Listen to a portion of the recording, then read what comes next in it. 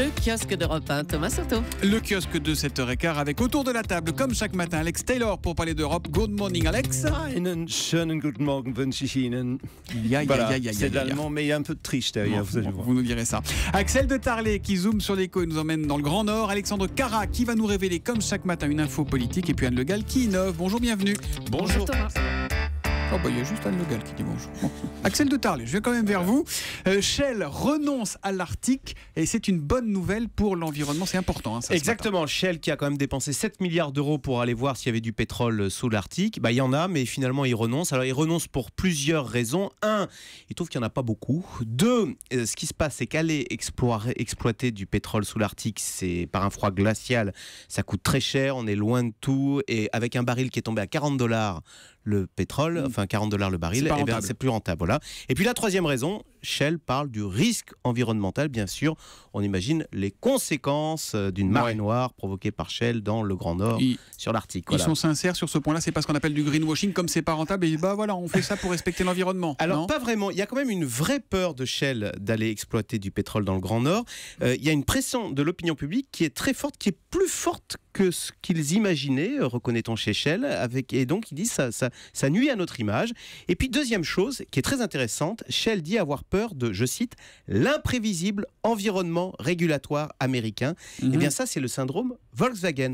Shell a peur des autorités américaines. Shell a peur de la justice américaine qui est capable, comme c'est arrivé à BP après la marée noire de Louisiane, de vous coller une amende de 19 milliards de dollars. Et bien ça fait peur à Shell, cet environnement imprévisible du régulateur américain. Donc vous voyez, tout ça pour dire qu'il y a de vrais contre-pouvoirs aux États-Unis, l'opinion publique, la justice américaine qui font que Shell renonce. Et puis Axel, surtout, Shell a peur de ne pas gagner d'argent parce qu'avec le cours du pétrole actuel, ça coûterait beaucoup trop cher de faire ces forages. Exactement, voilà. Et ce matin, les ours polaires applaudissent Axel de Tarlet. Nouveau scandale politique en Allemagne, ça concerne, Alex Taylor, la ministre de la Défense. Oui, Thomas, Ursula von der Leyen, qui est ministre donc de la Défense et jusque-là possible successeur de la chancelière, aurait plagié pas mal de passages dans sa thèse de médecine en 1991. On le trouve sur Vroni Plag Wiki, qui est un blog consacré, figurez-vous, à la chasse au plagiat dans le monde académique. 43% de ce document seraient pompés ailleurs. Depuis, Der Spiegel, le magazine se munit de sa loupe et publie de nouvelles charges ce matin. Et quelle charge alors contre cette ministre? Imaginez que je me suis muni de ma loupe à moi, notamment sur le docteur Jules Nicolas Crevaux, médecin militaire français, explorateur de Guyane, et sur le symbolisme des escargots auprès des Amérindiens. Vous me direz, c'est pointu. Mais mot pour mot, elle a pompé donc ces passages ailleurs. Bon, c'est pas bien, mais en quoi c'est important, en quoi ça provoque une crise politique? Parce que je veux pas être injurieux avec le docteur Jules Nicolas Crevaux, mais quand même, quoi. Voilà, donc mon cher Thomas, il faut savoir qu'en Allemagne, les règles sont les règles, à la possible exception de Volkswagen, bien sûr, mais docteur, c'est sacré. Donc Merkel a déjà perdu un autre ministre de la Défense en 2011, Karl Theodor zu Guttenberg. L'université de Hanovre va donc réexaminer la dissertation de la ministre donc depuis hier. Il faut savoir qu'elle a déjà du pain sur la planche, des contrats d'armement coûteux, des pannes en série et puis des fusils qui ne tirent pas droit. Donc, mais là, c'est sérieux car il s'agit de son intégrité. Merkel a très peu de stars dans son cabinet, son ministre des Finances, et puis elle, mais si elle tombe, il faut savoir qu'elle génère pas mal de jalousie aussi parce qu'elle est très médiatique. Donc ces dernières révélations suscitent ce qu'on appelle de façon très, très, très belle en allemand la joie devant le malheur d'autrui. Schadenfreude. Oh bah dis donc. Axel de Tarlet. T'es bon en allemand, Axel de Tarlet. C'est le mot que je connais. Bon, Auf Wiedersehen, Ursula von der Leyen, à mon avis, elle va me dire au revoir. Oui, ça risque. Axel de Tarlet, non. Alexandre Carrage, il n'y a que des A. C'est un kiosque quadruple A, c'est vous dire si la qualité est là.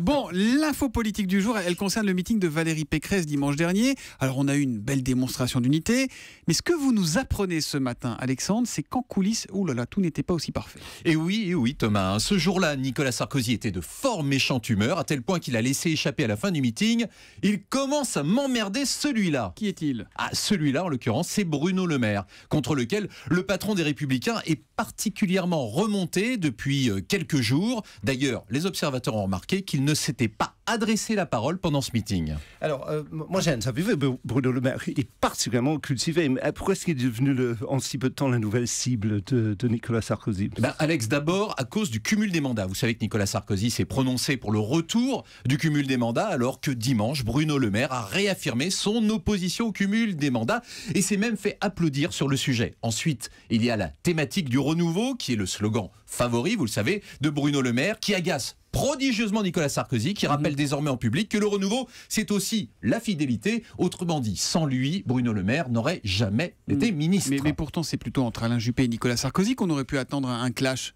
Non, pas cette fois-ci, parce que les deux hommes ont déjeuné ensemble la semaine dernière et ils ont signé un pacte de non-agression, au moins le temps de ce meeting. À l'ONU, quoi. C'est l'Assemblée générale des Nations Unies. Et puis, Alain Juppé prend les devants. En coulisses, Alain Juppé a prévenu l'équipe de Sarkozy: si Nicolas fait son entrée dans la salle pendant mon discours, je fais un esclandre. Alors vous le voyez, chez les Républicains, c'est clair, on ne s'ennuie jamais. En fait, à l'ONU, c'est beaucoup plus simple. Notez qu'à 8h20, c'est Nathalie Kosciusko-Morizet qui elle n'était pas au meeting de dimanche et qui sera mon invité pour l'interview politique d'Europe 1. On va innover tout de suite et Anne Le Gall l'appelle Apollon.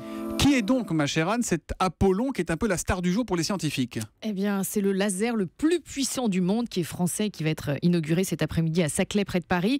C'est le fruit de 10 ans de recherche du CNRS, du CEA, donc Commissariat à l'énergie atomique de l'école polytechnique. Et alors écoutez bien, ce laser Apollon sera capable de produire l'équivalent de la puissance d'1 million de réacteurs nucléaires concentrés dans un rayon de 40 cm de diamètre. Et ceci sur une durée très courte. On parle de femtosecondes, autrement dit de milliardième, de millionième de seconde. Donc, je ne sais pas si vous imaginez la puissance dégagée par un tir. Ça veut dire que ce laser explose totalement la matière et fait monter la température de sa cible à des millions de degrés. Et à quoi ça sert donc un laser aussi puissant? Alors, toujours concret. Alors là, en l'occurrence, c'est une telle puissance que ça va surtout servir à de la recherche pour comprendre, par exemple, des phénomènes exceptionnels comme la naissance des étoiles ou les trous noirs ou le vide. Et puis, c'est vrai que donc, ça n'a plus rien à voir avec les lasers qu'on connaît, qui découpent la tôle, qui font de la chirurgie. Plus dans l'épilation au laser, là, non? Plus du tout. Alors, ceci dit, pour le quotidien, Apollon servira quand même dans deux domaines. En médecine, il pourrait détruire des tumeurs cancéreuses de façon très précise à l'avenir.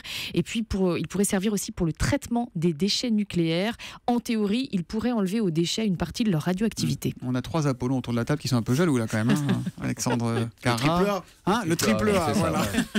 Allez, on se retrouve demain matin à 7h15, les amis.